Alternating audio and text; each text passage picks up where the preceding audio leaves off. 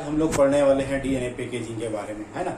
हम लोग पिछली कक्षाओं में या पिछली क्लास में हमने पढ़ा है डीएनए के बारे में, तो थोड़ा सा फिर से रिपीट कर दे रहा हूँ। डीएनए क्या है? डीएनए के बारे में हम लोग पढ़ चुके हैं। डीएनए कहाँ पाया जाता है? यदि हम लोग देखें तो किसी कोशिका के केंद्रक में, है ना, कोशिका के केंद्रक में क्या पाए जाते हैं? गुणसूत्र पाए जाते हैं, है ना। तो हमने ये देखा था पिछली क्लास में कि ये कोशिकाएं हैं, कोशिका के अंदर केंद्रक है, केंद्रक में गुणसूत्र है। तो ये जो गुणसूत्र है किस रूप में है? क्रोमेटिड के रूप में, और ये क्रोमेटिन जो है क्रोमेटिन फाइबर्स के रूप में, है ना। तो इसी को आगे चल के हम लोगों ने क्या कहा था? डीएनए। तो ये डीएनए के बारे में पढ़ा हुआ है। और इसके बारे में हमने क्या पढ़ा है? डीएनए की स्ट्रक्चर में पढ़ा है कि डीएनए किस प्रकार बना है? एक न्यूक्लियोटाइड से मिलकर के बना है, और न्यूक्लियोटाइड में न्यूक्लियोसाइड और फास्फोरिक एसिड, है ना। तो ये बेसिक स्ट्रक्चर, उसमें नाइट्रोजन बेस पढ़े 4 प्रकार के, एडेनिन, थाइमिन, गुआनिन, साइटोसिन, है ना। तो ये इस प्रकार एडेनिन थाइमिन से जुड़ा हुआ है, गुआनिन साइटोसिन से जुड़ा हुआ है। तो बेसिक स्ट्रक्चर हमने पिछली क्लास में पढ़ लिया है। इसके साथ ही हमने पिछली क्लास में और क्या देखा था? पिछली क्लास में हमने ये देखा था कि वाटसन और क्रिक ने क्या दिया है? डीएनए का डबल हेलिक्स मॉडल दिया है, और उस डबल हेलिक्स मॉडल के लिए उन्हें बाद में नोबेल पुरस्कार से भी सम्मानित किया गया। तो इसके बारे में हम लोगों ने पढ़ चुका है। आज हम पढ़ने वाले हैं वो है हमारा डीएनए पैकेजिंग।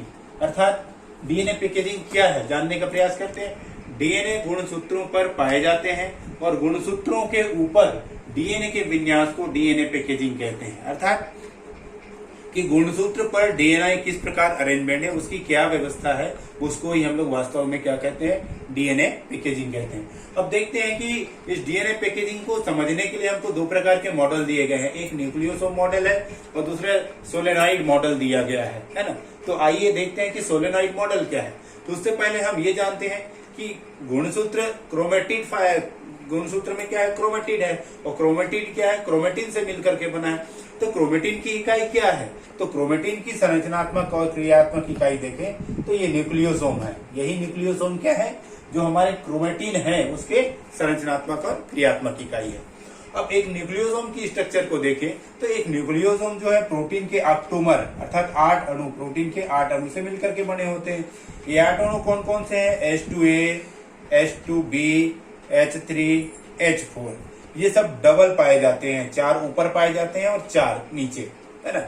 और ये बाहर से क्या रहता है? H1 हिस्टोन से घिरा हुआ साइड में लगा हुआ रहता है।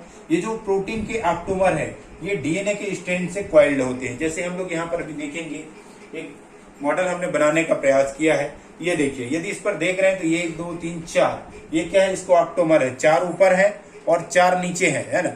और ये डीएनए क्या है? इसको चारों ओर से लिपटा हुआ है इस प्रकार से। और ये जो राउंड होता है 1.75, या अपन सामान्य भाषा में कहें तो लगभग 1.25 राउंड होता है। इस राउंड में 146 या 140, अलग अलग जातियों में इसकी संख्या अलग अलग हो सकती है, तो 146 बेस पेयर पाए जाते हैं जो कि लिपटे हुए हो रहते हैं, है ना। और ये जो डीएनए का स्ट्रैंड है, ये जो डीएनए स्ट्रैंड होता है ना, नेगेटिव चार्ज वाला होता है, और ये जो होता है हिस्टोन प्रोटीन, ये क्या होते हैं? धनात्मक चार्ज। क्योंकि प्रोटीन ऑक्टोमर में क्या पाए जाते हैं? एमिनो एसिड पाए जाते हैं, इसके कारण पॉजिटिव चार्ज है।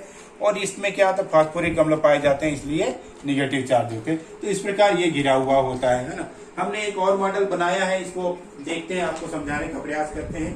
न्यूक्लियोसोम का जो मॉडल है इसको हम लोग इस रूप में भी देख रहे हैं, है ना।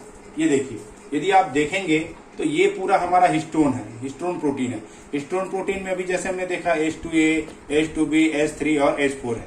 इस हिस्टोन प्रोटीन को जो डीएनए है, डीएनए ऋणात्मक आवेश वाला होता है और ये धनात्मक आवेश, तो इस प्रकार क्वाइल्ड किया हुआ रहता है ना। और बाहर से जो H1 हिस्टोन है ये इसको सपोर्ट किया हुआ रहता है। तो एक जो अणु है ये पूरा का पूरा इतना भाग मिलकर के क्या बनाता है? एक न्यूक्लियोसोम बनाता है। इसको हम न्यूक्लियोसोम कहते हैं। और यही न्यूक्लियोसोम जो है हमारे क्रोमेटिन की इकाई के रूप में देखा जाता है ना। अब देखते हैं, हमको इसको शुरू से आखिरी तक यदि हमको देखना है तो हम अपने ब्लैक बोर्ड में देखते हैं। ये देखिए, ये गुणसूत्र है, क्या है ना, क्रोमोसोम है। क्रोमोसोम के क्रोमेटिड होते हैं। एक क्रोमेटिड किससे मिलकर के बने हैं? ये क्रोमेटिन फाइबर से मिलकर के बने, पतले पतले धागे नुमा रचना है, उसको क्रोमेटिन फाइबर कहते हैं। और यही क्रोमेटिन फाइबर आगे किससे मिलकर के बनी? यदि हम लोग देखें तो ये सोलेनॉइड यहाँ पर हमने बनाया है, ये सोलेनॉइड से मिलकर के बने हैं। और ये सोलेनॉइड वास्तव में देखें तो किससे मिलकर के बने? ये जो है एक न्यूक्लियोसोम से मिलकर के बने होते हैं। तो बहुत सारे न्यूक्लियोसोम इस प्रकार जुड़ने से बनते हैं। और यही न्यूक्लियोसोम वास्तव में लास्ट में यदि हम देखें तो ये जो न्यूक्लियोसोम है ये इस प्रकार का डीएनए बनाता है पूरा का पूरा। ये न्यूक्लियोसोम क्या बना रहा है, इस प्रकार डीएनए का डबल हेलिक्स मॉडल बनाता है। और इसी गुणसूत्र डीएनए में जीन अरेंजमेंट होते हैं, और जो जीन क्या है लक्षणों को एक पीढ़ी से दूसरी पीढ़ी लेकर के जाते हैं, है ना। तो ये पूरा का पूरा हमारा डीएनए पैकेजिंग है। ठीक।